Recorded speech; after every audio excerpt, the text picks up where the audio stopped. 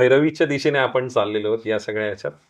Overall रंगपूजा आणि त्या सगळ्या गोष्टीबद्दल तू बोलावंस. अजयने गायलेलं गाणं हं, आणि त्या सगळ्या प्रोसेसमध्ये हं, म्हणजे ओव्हरऑल नेमकं ते ढवळून निघणं आहे ॲज अ कलावंत म्हणून किंवा हं. लिरिसिस्ट म्हणून किंवा संवाद लेखक म्हणून त्याबद्दल तू बोलावंस आणि ए.व्ही. प्रफुल्लचंद्र, हो, चेती हो. भैरवी या सगळ्या. मला वाटतं खूप कमी गाणी होतात जी तुमच्या जगण्याशी निगडीत असतात. म्हणजे कलावंत म्हणून जसं नटरंग उभा जे होतं, रसिक होऊ देत. तर ते असं होतं की ते लिहिताना असं वाटलं की हे माझं गाणं आहे, की की हा स्ट्रगल करणारा प्रत्येकाचा आहे.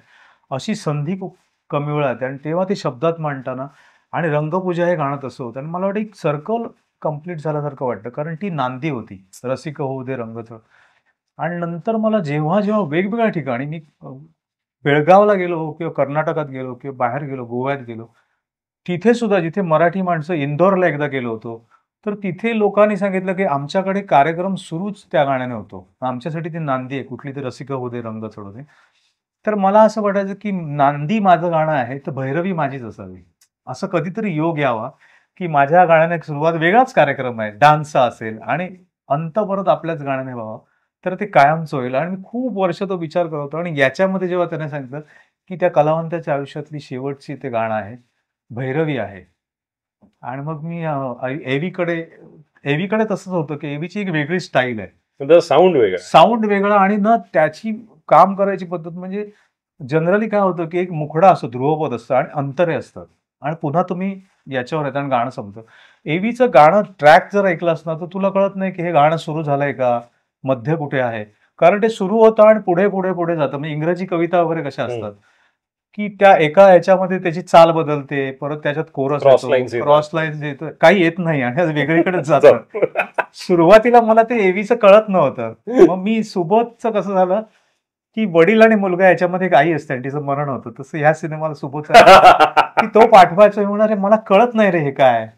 हं. तर तो म्हणायचा, की "थांब, थांब मी एव्ही घालतो." मी म्हणलं, की "अरे याच्यावर मराठी गाणं कसं बसणार? मातीतलं." तू म्हणतोस मातीतलं आहे. संगीतात मातीतलं नाहीये, तर त्याचा एक वेगळा पॅटर्न आहे. बाज आहे त्याचा. हां, आणि ते युनिव्हर्सल साउंड करतो तो, तर ते वेगळं साउंड आहे.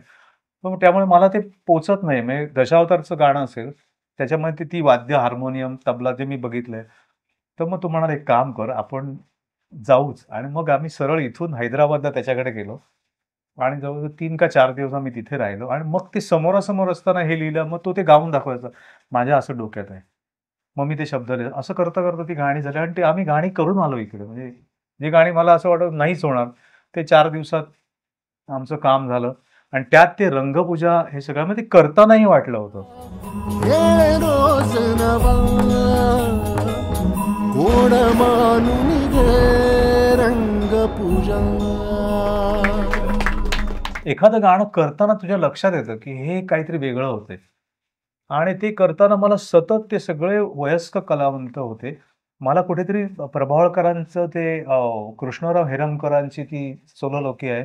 ते की त्या वयामध्ये एखाद्या नटाला वाटतं, की आता हे शेवटचं आहे आणि अख्खं आयुष्य मी तुझ्यासाठी वेचलंय रंगभूमीसाठी आणि ते डायलॉग मी केल्यामुळे मला खूप मदत झाली.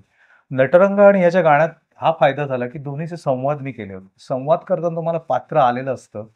त्यामुळे फार काही त्या चालीत बसवायचं असतं ते. तर तो सगळा माझ्याही आयुष्यातला जो असेल कलावंत म्हणून असेल, की प्रत्येकाच्या तो मी त्या शब्दात मांडण्याचा मांडण्याचा प्रयत्न प्रयत्न केलाय केला. आणि अजयचा आवाज मग आधी ते सतत होतं कोण गाणार, कोण गाणार? मग अजयच्या आवाजातलं कारण ना हाय पिचची गाणी अजयची खूपच सगळ्यांनाच माहीत आहेत. पण ह्या गाण्यामध्ये एक दर्द आहे आणि ते वयोवृद्ध कलावंताची वेदना पण आहे आणि वेदना हा मला वाटतं अजयचा म्हणजे इथे त्याच्या काहीतरी तो जन्माला घेऊन आलाय असं वाटतं मला नेहमी. कारण उमगाया बाप मी खूप जणांच्या आवाजात पण ऐकलंय. पण अजयचं ऐकताना ते रडू येतं. धडधडकून थांब जरा, ऐक त्याची धापर, लई अवघड हाय गड्या. देवासाठी खूप जण गातात शोजमध्ये वगैरे. पण अजयचं मूळ ऐकताना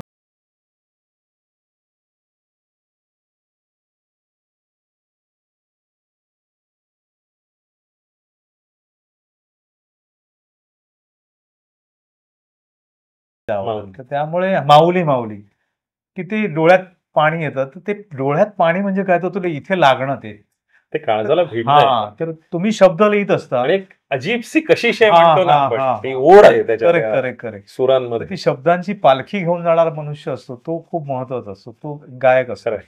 तर ते अचूकपणे तो पोहोचवतो. आणि हे स्टुडिओत गाताना आम्ही इमोशनल, मी आणि सुबोध बसलो होतो ना, तर सुबोध नंतर असं माझं अरे हेच पाहिजे होतं असं, ही जी ते बिटवीन द लाईन्स हा. टिपणं जे ते फार खूप महत्वाचं. होतं. आणि तो तिथून म्हणाला, तो गाताना इमोशनल झाला आणि त्याला कुठेतरी हाय पिच काहीतरी होतं, ते हे नाही जाणार रे, कारण हे इथून येतंय, हे माझं वाटतंय मला, असं अजयने तिथून माईकवरनं म्हणणं ही मोठी आहे. दाद आहे.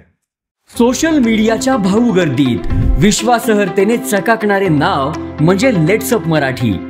नाही, सगळ्यांना, सगळ्या नागरिकांना ती स्पीच, ती right लेट्सअप आहे. वरील मुलाखती म्हणजे विचारांचा खजिना.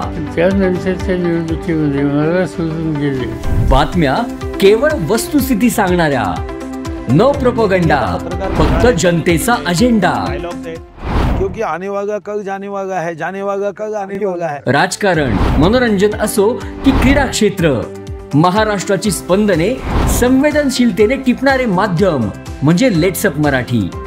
जगासोबत एक पाऊल पुढे राहण्यासाठी लेट्सअपचे ॲप, सोशल मीडिया आणि वेबसाईट सोबत कनेक्टेड रहा.